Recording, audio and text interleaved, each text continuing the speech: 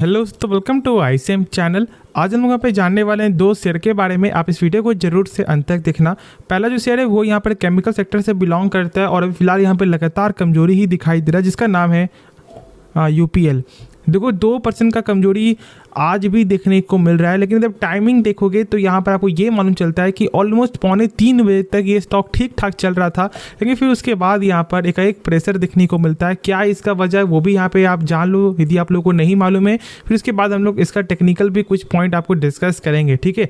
देखो यहाँ पर न्यूज़ क्या है, इसका यहाँ पर मेन जो न्यूज़ है वो यहाँ पर है एडजस्टमेंट का, मतलब कि निफ्टी नेक्स्ट 50 से ये बाहर जा रहा है, जिसके कारण यहाँ पर प्रेशर दिखाई दे रहा है। और ये प्रेशर का वजह क्या होता है?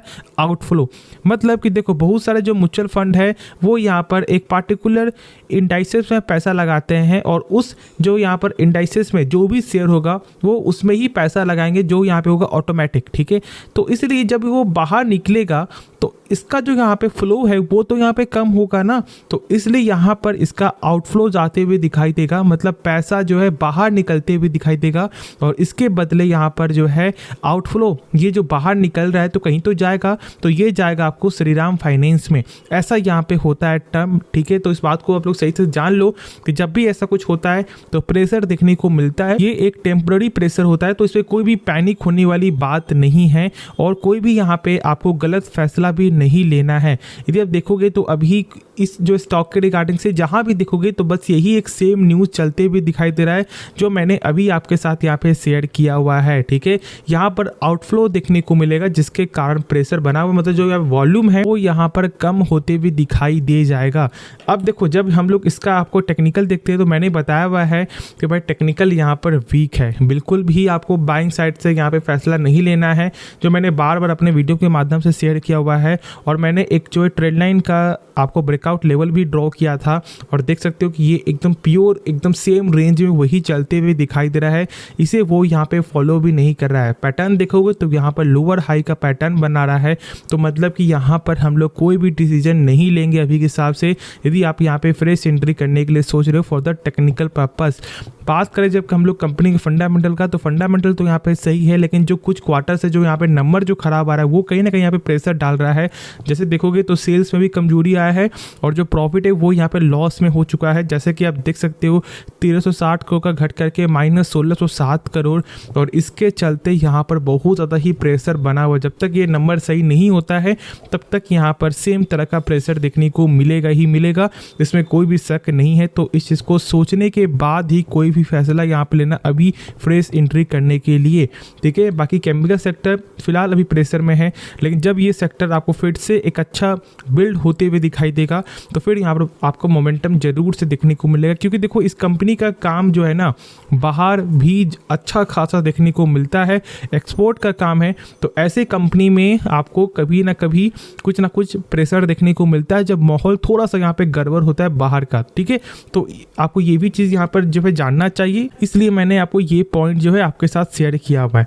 अब चलो हम लोग यहाँ पे नेक्स्ट शेयर के बारे में डिस्कस करते हैं। इसका नाम है L&T यानी कि लार्सन एंड टब्रो। देखो यहाँ पर यदि आप एक बार चेक करोगे तो गेन हुआ है, लेकिन कल का भी एक यहाँ पे न्यूज़ था जो यहाँ पर था कि भाई लार्सन एंड टब्रो जो है वो यहाँ पे फंड रेज यहाँ पे करते हुए दिखाई देगी 7500 करोड़ का।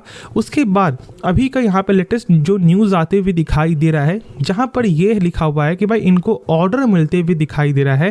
देखो भाई ऑर्डर के जो यहाँ पे रिगार्डिंग से इनका कोई भी कमी नहीं है, ऑर्डर लगातार इनको मिलते भी दिखाई देता है। और ये भी देखोगे तो ऑर्डर यहाँ पे 2500 करोड़ से लेकर 5000 करोड़ तक का ऑर्डर है। और हम लोग को ये मालूम है कि यदि आपको ये कंपनी में हम लोग पेशेंस नहीं रखेंगे तो कितना बड़ा यहाँ पर दिक्कत हो सकता है, ठीक है।